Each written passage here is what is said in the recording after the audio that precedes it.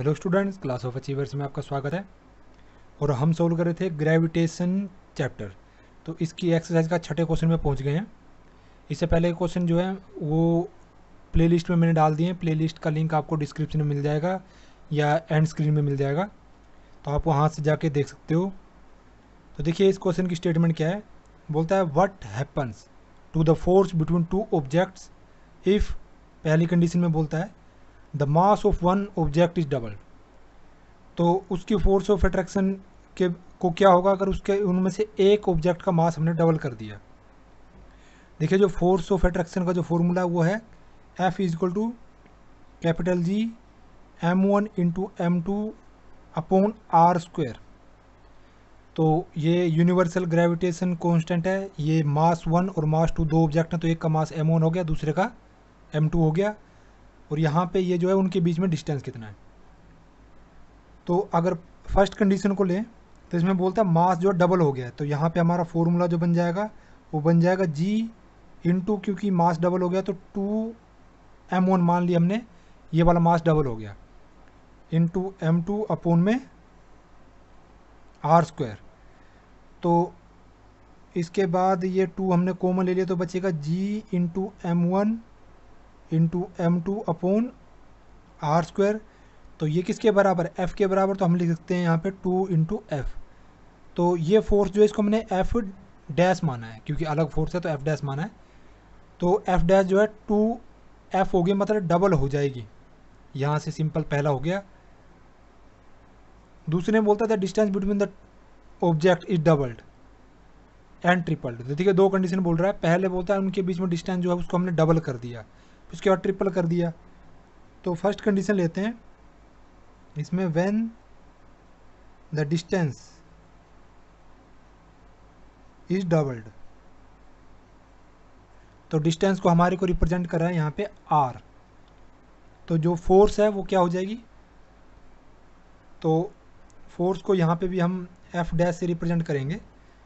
तो F dash जो हो जाएगा हमारा वो हो जाएगा G into m1 into m2 upon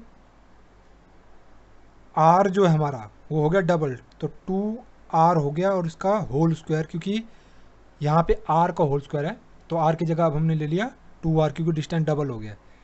तो ये सोल्व करने के बाद आ जाएगा G m1 into m2 upon 4r square, ये आएगा। तो इसकी जगह G m1 into m2 upon R square की जगह मैं लिख दूंगा f।